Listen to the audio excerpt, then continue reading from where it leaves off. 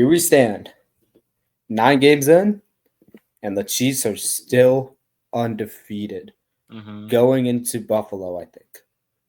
Wow, that was a heck of a game. Corstian, super sorry. I was really pulling for the Broncos, honestly. Rough game. Bo Nix, beautiful ball to Cortland Sutton. That was a beautiful touchdown pass. And did everything that he could. Like, Isaac Esime stood out. Like, they looked great, and I really thought they would pull it off. And one missed assignment, and Luke Chenal says, no, you're not. And that's the end of it. So, yeah, I feel for you, and I just want you to know that as a Bears fan, I completely understand how it is to be deflated after you think you have a game-winning situation. Yeah. So my heart goes out to you. May you rest in peace. Yeah. Unfortunate, but it is what it is, I guess. With that, welcome everybody. That brings us to episode whatever it is, like Coach I likes to call it. It's 115. It's episode 115 for us, and man, it feels like at this time of the month we know who the contenders, pretenders are. And starting out with the Bears, it's clear it's not working out. They fire Shane Waldron mid-season, and Thomas Brown, new OC out of Chicago. I think this change was much needed. It's players just were not executing. And I think it got to a standpoint where, yes, I was a big fan of the move because I loved this personnel changes and I loved how he kept people guessing. But I think it got to a point where there was no cohesion in an offensive system where it's nice to have variety and it's nice to have versatility in your offense, but people forget like it is Caleb's like 9th or 10th straight start coming out of college. Like you can't just throw all these things at him and just expect it to stick. Maybe it works with a guy like Jared Goff because he's had NFL experience going to the Lions. But for a guy like Caleb Williams, it's not going to work. You need to build stuff slowly and ramp up. And I just felt like maybe because of Waldron, things sound like there's just all these cool plays that they need to run, but then like because of that standard execution and getting better at standard combinations wasn't working for Caleb Williams. So I'm hoping Thomas Brown fills out the situation. But what's your assessment on the given situation on Shane Waldron's firing? And then we can probably get into Thomas Brown a little bit more. Yeah. I don't know too much about Thomas Brown, but like with Shane Waldron getting fired, I think it was about time, maybe a couple weeks too late, if anything. Is I mean, like, I do give Caleb Williams a certain benefit of the doubt for being a rookie. Like this season, even if he played beyond awful, I don't think I'd be a hater just because again, rookie seasons are always tricky, especially for the quarterback position. But you look at like the weapons they have on offense and like pre-draft, everybody was saying this is probably the best number 1 overall pick team, like, that's ever happened pretty much. And like, this is like of the rookie first round quarterbacks, the Bears were the situation to be in just because you have, again, just so much talent. And like, so we saw like a game, like the 2 games where he threw for over 300 yards. We're like, yeah, this is the, this is the version of the Bears we expected this year just because they have so many weapons. But then we see some of these duds these last couple weeks and you're like, you can give, here and there a bad week isn't awful for a rookie quarterback, but just the consistency that is happening. And then you're seeing, Bo Nix, he won like offensive rookie of the month last month. You have Jaden Daniels, who is most likely going to win offensive rookie of the year. Both these guys being drafted after Caleb Williams. And you even look at Drake May, who was drafted to a pretty poor situation. I think everybody can agree to that.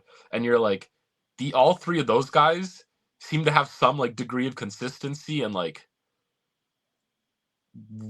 I don't know, that like I think more people expect that out of Caleb Williams. And so like besides just putting all the blame on Williams, you kind of do got to chalk it up a little bit to the offensive coordinator.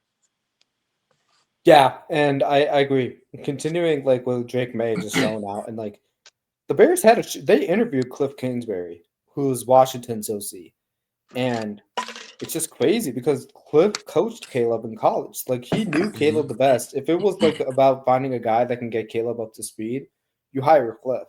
So I thought they went with Waldron because it's like, okay, Waldron has proven he's led good offenses in Seattle, like on the Rams. Like you see all this stuff, and then you hear the quotes coming out of Jackson Smith, the Jibba's mouth, and like quotes from the offense, and then like Cole Kmet talking about like habits on his podcast and whatnot, and Jalen Johnson and stuff. I feel like stuff in Chicago is blown up to a point where every single little thing is like, oh, is this a jab at the coach? And I'm not one advocating for Eberflus to get fired. I'm probably in the minority by saying this because you look at his defenses; they've held New England to 19 points. They've done their job. They held Washington to 12 points before one guy screwed up his assignment. It was literally one guy who screwed up his assignment at the end of it, for all intents and purposes. And then Seattle, he had one bad call, and then everything just snowballed. The fact that this locker room responded that poorly to a Hail Mary is just stunning. It's really just stunning. It's like they're probably not going to make the playoffs because of this 3-game losing stretch, and suddenly you're just talking about like, is the head coach or GM? And I'm like, and as watching Eberflus and Poles like organize this team, it's different than Nagy and who is it? Ryan Pace. It's different than that to me. I think the Bears would make a huge mistake if they let these guys go. But at the same time, it's proven time for both. Eberflus has proven he could finish off season strong. So I'm not worried about that. And Ryan Poles has put this team in prime position to team build. I think it would be a massive mistake to let both of them go.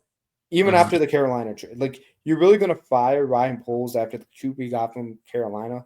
But that's a large reason why we have the core that we have right now in our team. And we still have picks to go from that trade. High picks, in fact.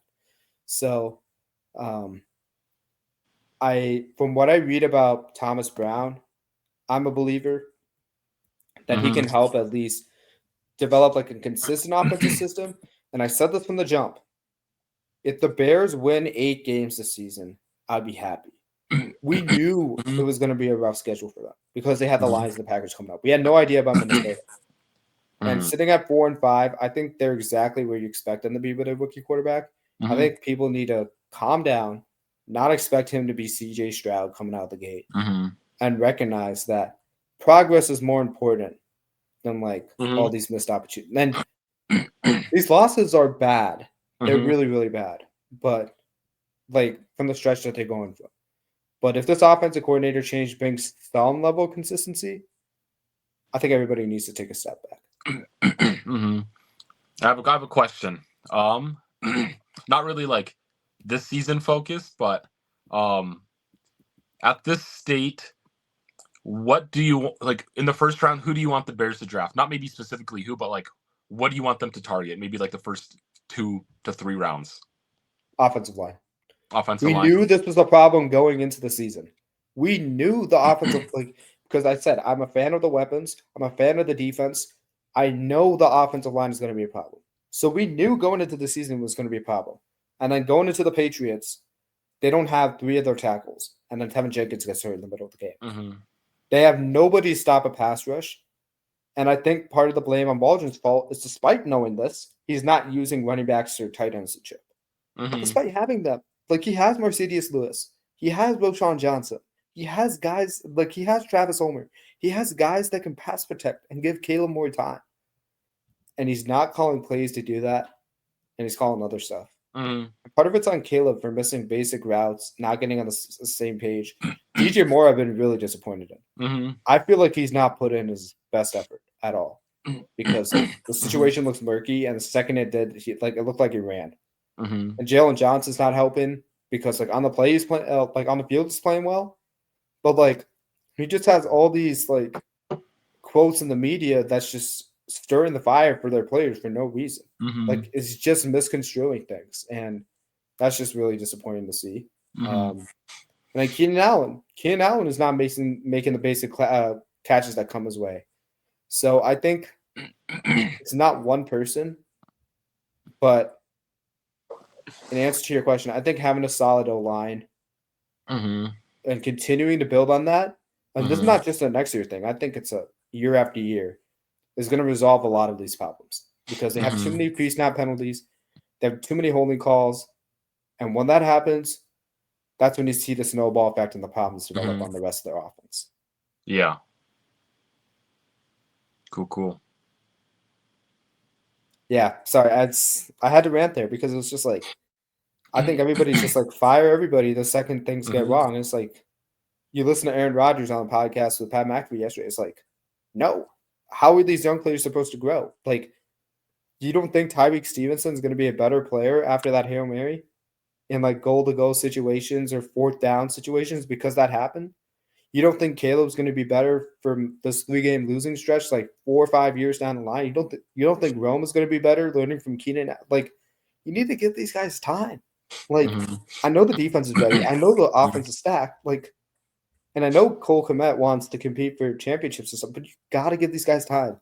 Like, this is the risk you took when you let go of Justin Fields and you went to Caleb. So. And I would say the same thing about Nix. I would say the same thing about Daniel. I would say the same thing about May. Like, you think Nix is in an ideal situation where he has like a primary football target to throw to? I love Sutton, but like he's a wide receiver 2 to me. He's a really, really good wide receiver 2 to me. I'm hoping something comes out of Troy Franklin or they target wide receiver in the draft to look for that future number 1. I'm hoping they like trade for a guy like that's miscast a little bit. Like that can become maybe a Tyler Lockett. Like Tyler Lockett instantly like upgrades that team on the cheap. Plus you can get somebody else. So like maybe a Calvin Ridley if he wants out of Tennessee. I would love to see Calvin Ridley on Denver. So like they're not in ideal situations, these rookie quarterbacks, so you gotta give them time. And Caleb especially, since he's the one that's seeming to struggle the most right now. Yeah.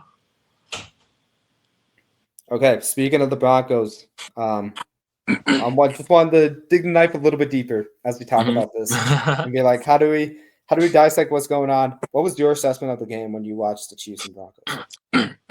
Overall, I'd say I was pretty happy. I mean, like, but like, and then obviously like the kick was a bummer. But I think more than just like missing that last, game-winning field goal, you look at how the Broncos offense was more or less shut down the entirety of the second half. And like, and so I think that kind of is like a big factor of that because I'm like, literally Broncos scoring any other time in the second half of that game gets them the points for the win. And so that's kind of like ultimately what I have to say about that. And then literally like I think it was like someone on the Chiefs mentioned that they noticed that like the specific blocker literally gets beat every time on extra points. And so they like, they took advantage of that. And later I saw a literal compilation of this guy getting beat on extra point and field goals. And I'm like, okay, yeah, this guy, it's actually just been a problem that wasn't addressed. But overall, I mean, like statistically on the offense, I was decently happy. Like, I think I saw that Cortland Sutton and Bo Nix gave Trent McDuffie his worst, rating of all, like worst game of the entire season as a defensive back. So like that was an overall positive for me to see. I think they started off slow, but I mean, like just throughout the season they started out slow. But I think the Bo Nix, Cortland Sutton like relationship and connection has gotten stronger throughout the season. We've seen him hit 100 yards. I think like a week or two ago with, so like things are on the ups. But then it's like after Cortland Sutton and I guess some of the tight ends, it's like there is quite a drop off in my perception of skill and talent. I know like Audric Estime, he had a lot more touches this game and he looked pretty good, so I was pretty happy with that. But do you think he's going to be the lead back going forward? Do you think he overtakes Javonte? I think it's going to be this really weird mixed jumble of the three running backs that is going to kill fantasy managers because, we see, Estimate, he got more touches and Javonte got one carry. I guess it's his backfield now, but then probably next week we'll see Estimate get like 4 carries, Javonte has like 12, and like McLaughlin will have like 5 or 6. And so it'll Okay. just be like a mess. But I am happy, I guess, in a way that, like reporters asked Sean Payton, are we going to be able to see more of Estime and some of these younger guys this season? And he said, "Yep, I'm planning on incorporating these guys more." And then the very next week, this week, we saw him put Estime in as kind of the lead back, and so he was honest about it, which I liked there. But looking towards the draft, kind of like with the Bears question I asked you, obviously I think wide receiver is probably the top priority to draft, followed up by potentially tight end. Running back could be a good option. I'm pretty happy with the defense. I'm happy with the offensive line. I think I saw like a rating, it was like ESPN or PFF's like offensive line rankings so far at this point in the season. And the Broncos are ranked number 1 offensive line right now. So like in terms of pass protection. So like I'm more than happy with the base 5 that the Broncos have on the offensive line. So I don't really feel a strong desire for them to at least draft someone super early going, and so yeah. I'm telling you though, that guy McMillan out of Arizona, that might be the best wide receiver out of the draft, man. He might, yeah. He's phenomenal. If the Broncos could get him, I feel a lot better about like how that team looks. Mm-hmm. There's other guys too, like Isaiah Bond, also another guy. Like Kyron Lacey is probably like a lower end guy. Bernard for Alabama's been quietly pretty good, like under Williams. And Arian Smith has some flashes, but I want to see more out of him. Like they got a couple guys. Nick Nash, feel good out of San Diego State. That's a late round flyer that I would take. Yeah. And then you got like cornerback. Like the cornerback is just keep digging on the well there, but like you already have a great offensive line. I agree. They're kind of on the opposite problem of the Bears. Like just continue to build weapons around. Yeah, and then on the defensive side, the secondary is actually like looking really good right now. So obviously Pat Surtain, one of the best cornerbacks in the league right now. He was getting after Hopkins. It was kind of wild to see. Yeah, but then you look at the other side with Riley Moss, like he has been pleasantly really surprising, especially because he was hurt most of last season, and then when he played, it was almost exclusively special teams. And like he's come in, been the number 2. He's shut down a fair amount of like number 2 guys on opposing offenses. And it's like he got cooked against Xavier Worthy on like that one deep shot, but like it's hard to not get beat by Xavier Worthy on just like a straight deep route. You need safety help. Yeah, you have to have safety help. You can't do it. Yeah. So like outside of that one play, and like maybe like every once in a while if he gets matched up against like a really speedy guy that can just outpace pretty much anybody, like more or less he's been really good in coverage. He's been he's a willing tackler too, which I'm really happy with, because I know there's a lot of cornerbacks that try to avoid some of that like heavy contact, but I've seen him just like throw his body at running backs and like tight ends just like without a fear in the world. So like that makes me happy to see. The slot cornerback, who was the rookie like Jalen McMillan last year, who's their slot right now, he's playing good. I like Brandon Jones' safety. PJ Locke has been playing good this year. And you got Levi Wallace. Like, you're not even starting. Like, you got great depth there. Yeah. And then the pass rush has been really good this year, too, with, like, Nick Bonito. He's, like, at 7, maybe 8 sacks this year. Jonathan Cooper's at, like, 7 sacks and a half. Zach Allen's, like, around 6 or 7, too. So, like, the pass rush has been nice this year, which is really nice considering how last year with Randy Gregory and Frank Clark were, like, just absolute jokes, like no offense, but like think about them from like 5 years before that. Like you wouldn't say that about either player.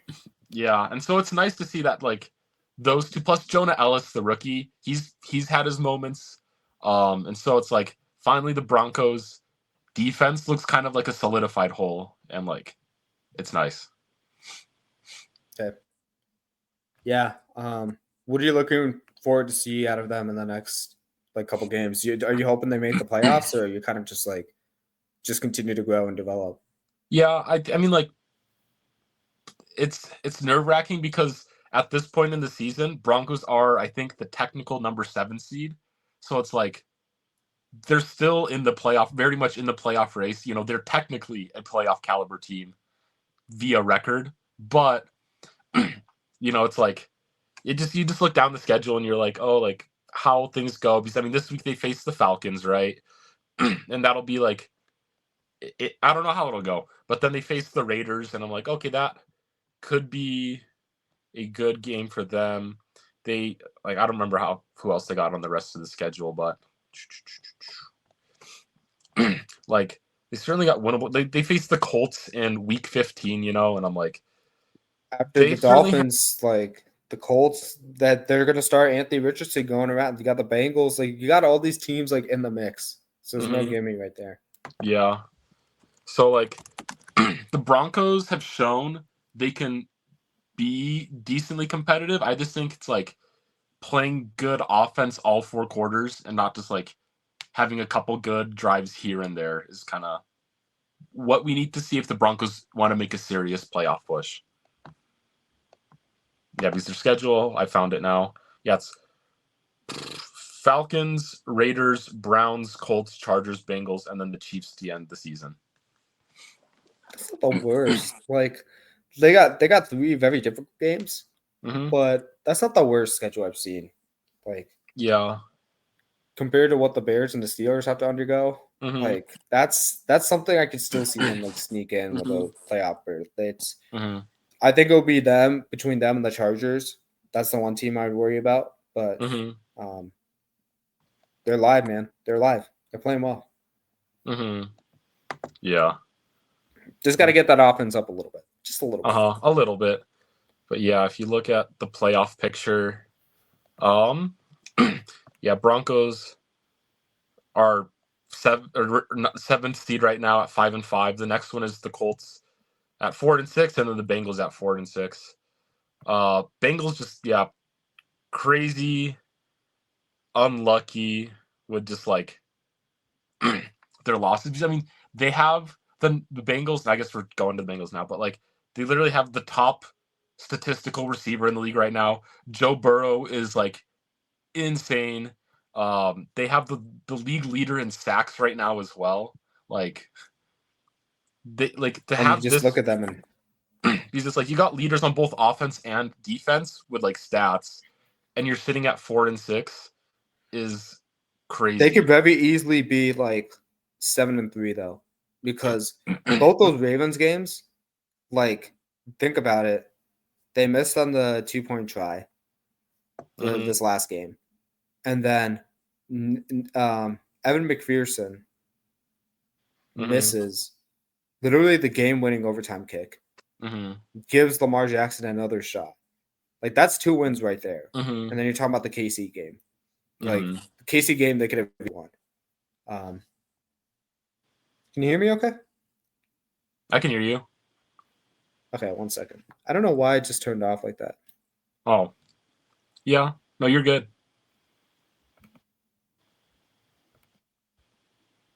Okay.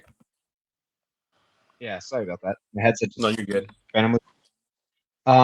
Okay. Like you look at that, they could easily be 7-3 right now. And like neck and neck with the Steelers and the Ravens. Like that's just so like that might be the Broncos' stiffest competition. And then Miami, like they look like themselves again. And suddenly you look at the team that was like 2-5.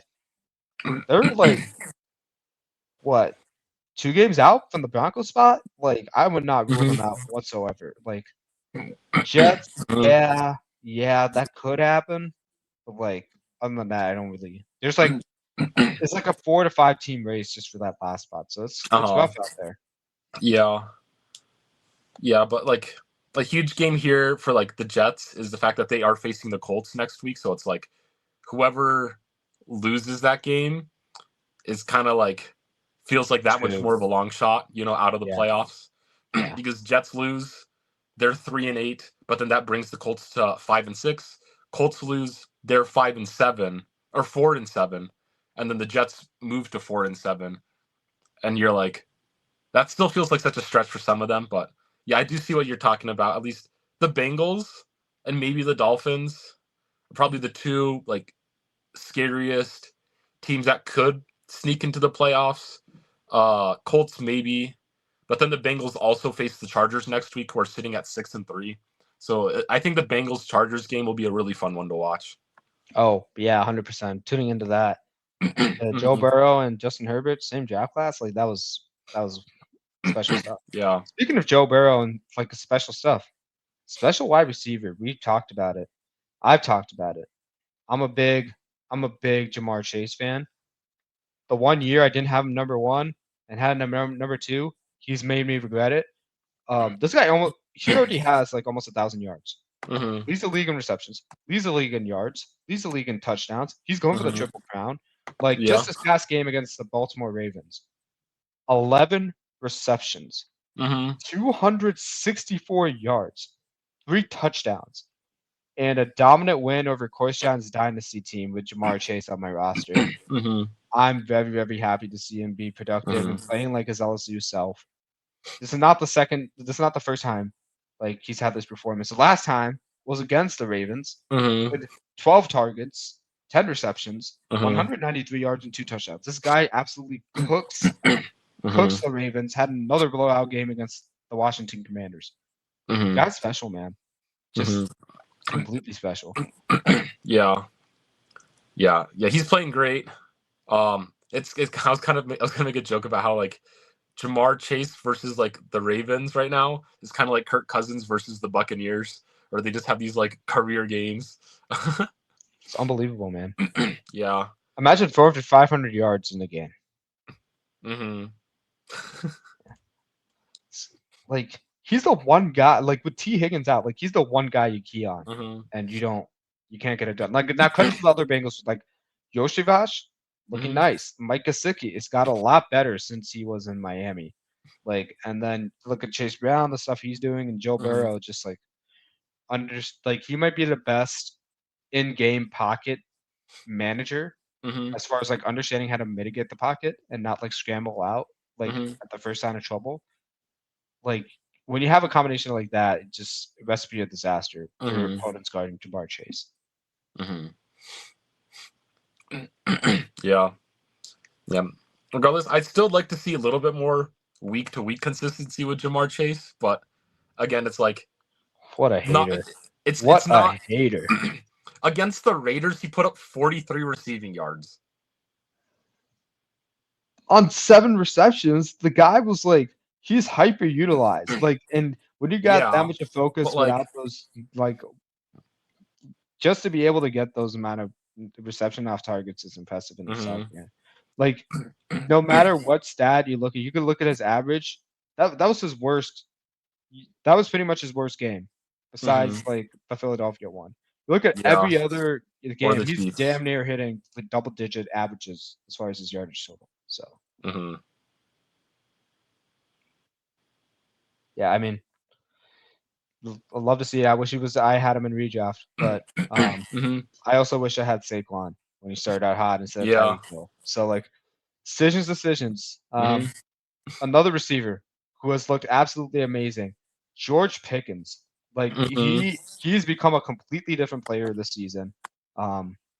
Like with Justin Fields, he's averaging about 88 air yards, like 12 average depth of target, and like half an end zone target a game. With Russell Wilson, he has 116 air yards on his targets, 16.6 average depth, and 1.7 end zone targets. He's the end zone guy. Like Russell Wilson's deep ball from Seattle is back.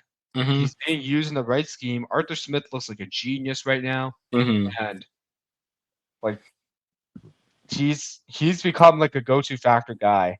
Like you have to put in like the top 20 of receivers at the moment. Yeah. And earlier about Pickens, I could not say that. I think he's finally realized his talent.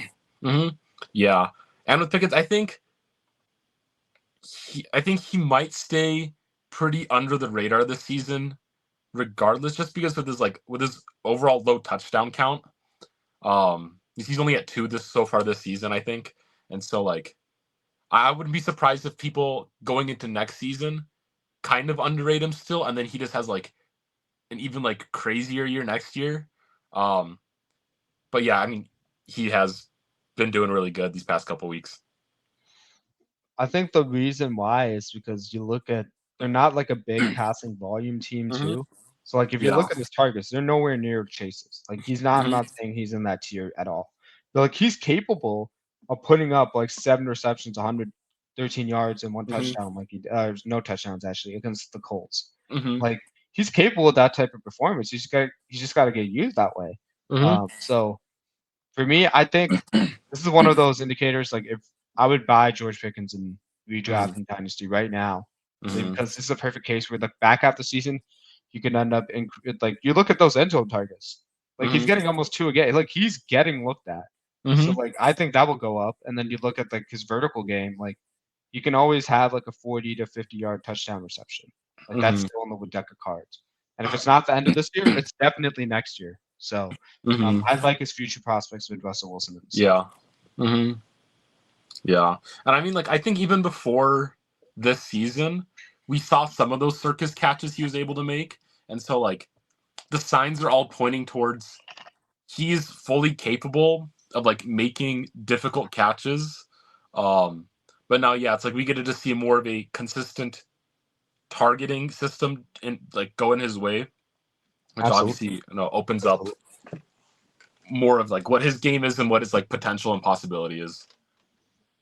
Couldn't agree more. I heard you have some fun facts for the group, so I'll let you get settled for a bit. But just beautiful to see this connection between like Russell Wilson and George Pickens. Like earlier when this move happened, like Russell Wilson was coming off a good season on the Broncos, but like totally getting written off. So the Steelers are a great story to see. Yeah. So like the past like 2, maybe 3 weeks, we haven't really been able to get into some of these wacky stats. I mean, they're not really that wacky, but just kind of these like interesting stats that I find around the league. So some of these are a little bit older. Like I have a 49ers versus Cowboys stat here, which that was 2 weeks ago. And anyways, so from that one, it was just talking about how bad of a rush attack the Cowboys had. Where the Cowboys as a team that game had 56 rushing yards. And in that game as well, Brock Purdy had 56 rushing yards. So, oh my gosh. Hey, I mean, I'll say this. Brock Purdy he can move. He's a mobile quarterback. But the reason why I'm like so upset by this is because Dallas has a great offensive line. What are they doing? Only having 56 rushes. This is like ridiculous. Like Purdy can get first downs from time to time, but he's not getting 56 yards like that. I think it's an indictment on your defense and it's an indictment on your O-line. Like both sides are not playing well right now. Yeah. Crazy. Yeah. And then I have an Xavier Worthy stat. This is from like 2-ish weeks ago. So obviously these numbers have changed maybe a little bit, but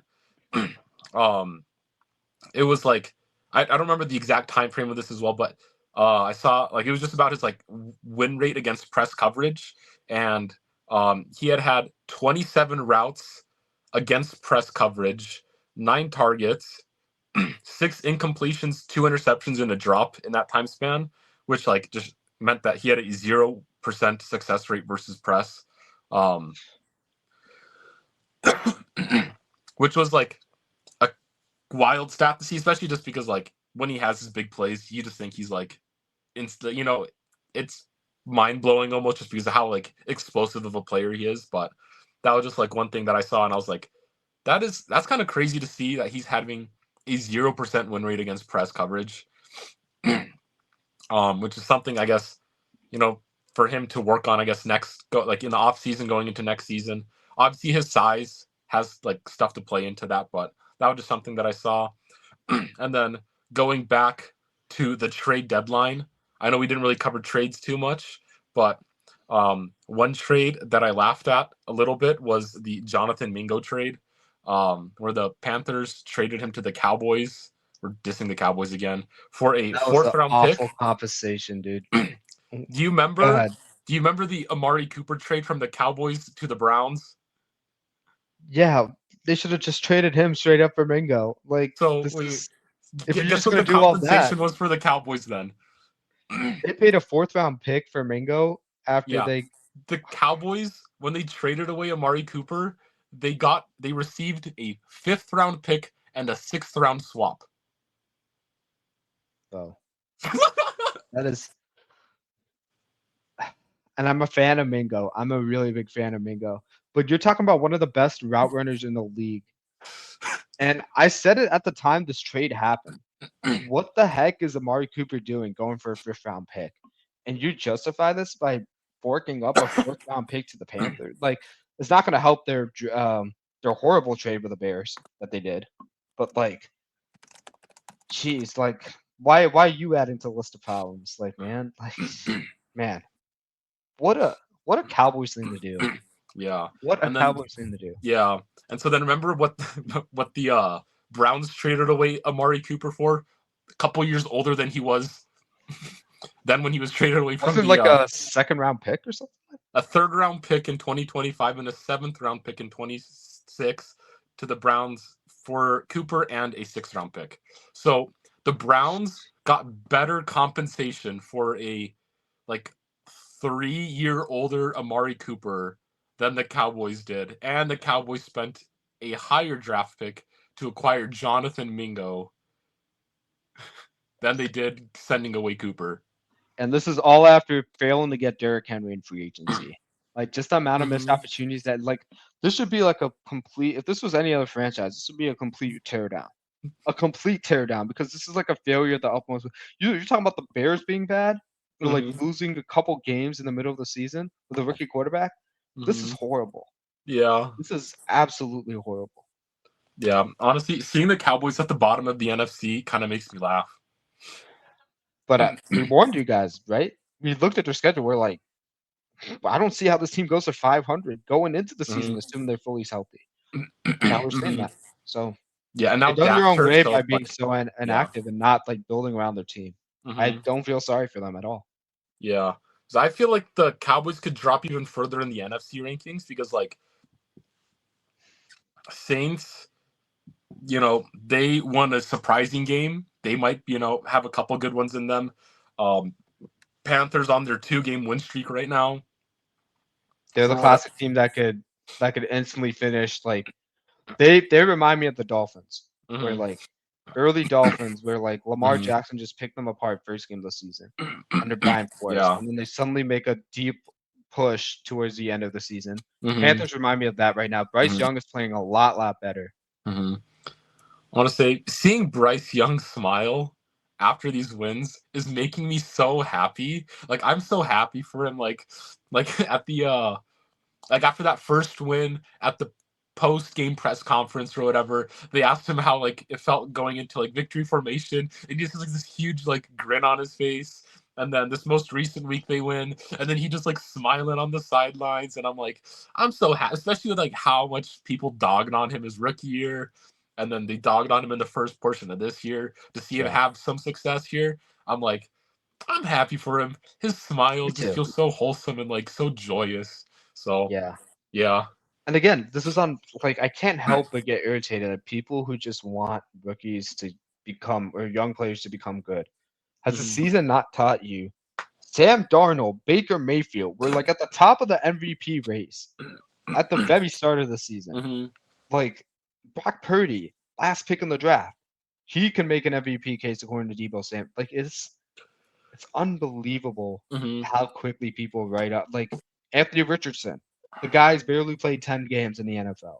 Put these guys a break, build around them, trust in those guys, and I'm really happy for Bryce Young too. I'm really happy. Like he's like now it's just about like can they build off of this, because Xavier Leggett, love him as a player. Jalen Coker, I haven't watched much of him, but from what I'm hearing, like he's a real one. He's a real keeper there. They felt confident in those two where they could just trade away Deontay Johnson, and they probably got more compensation for him than the Cowboys did. Just have to throw that out there. I don't know how much truth there is to that, but they probably did. I'm gonna look up these trade details. Let's see. The team traded wide receiver Johnson and a 6th-round pick to the Ravens for a 5th-rounder. So what the hell are the Cowboys doing forking over a 4th-round pick? I don't get it. I really don't get it. Dude. Yeah. What? like I'm in a way I feel bad for Cowboys fans with having to deal with Jerry Jones, but I like making fun of the Cowboys, so I guess. They just can't get out of their own way. They really can't. Yeah, and they're not going to install curtains, I guess, too. Yeah. As long as Jerry Jones has to sniff the Bears, I'm going to be happy. Mm-hmm. Alrighty, guys. That wraps it up. We're at 40 minutes tops. Thank you so much for watching. Corstian, before I let you go, we got to do an upset alert. We forgot to do it last time. Oh, For shoot, me, yeah. going to go homer here. I think the Bears' new offense is enough to upset the Green Bay Packers at home. They snapped the streak. I believe it. For me, I think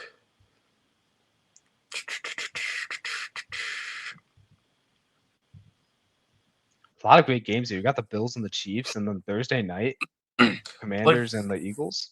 Wow.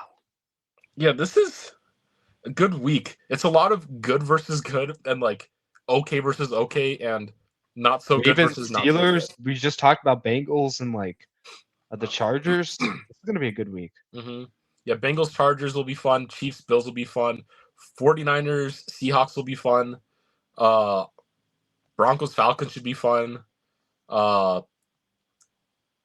Commanders Eagles. Because I feel like the upset situations, yeah, would be Bears beating Packers or Jags beating the Lions, Titans beating the Vikings, or Cowboys beating the Texans. But I feel like the most likely probably is the Bears beating the Packers, just from a team look, I guess. I don't know, but yeah, I guess I go with the Packers or Bears beating the Packers. But yeah, I probably dug myself in the grave about that one. But look, Jordan Love has regressed a little bit. I don't think that's getting talked about enough. I think this is the perfect time for the Bears to roll out their new offense. Green Bay can't game plan if they don't know what Thomas Brown is going to do. And I think the Bears defense hasn't been a problem at all this season. Other than the Arizona game, they played lights out. Absolutely lights out. So then it's about okay, can we string together enough stops? And can we finally figure out LaFleur's offense and take advantage of a couple turnovers? If we do, I like our chances. And last time we played him, it was a 17-9 game. And we have a more talented QB as a passer right now. We just got to funnel it in. And I think they get the job done at home. So I'm a believer. Stay tuned next week where I'm going to be sadly disappointed. Yeah. And if you want to see me sadly disappointed, follow us on our YouTube channel at Amon a Mission. Corstian's pointing to our Instagram handle, amon.a.mission. And till then, we'll see you next week. Ciao. Peace.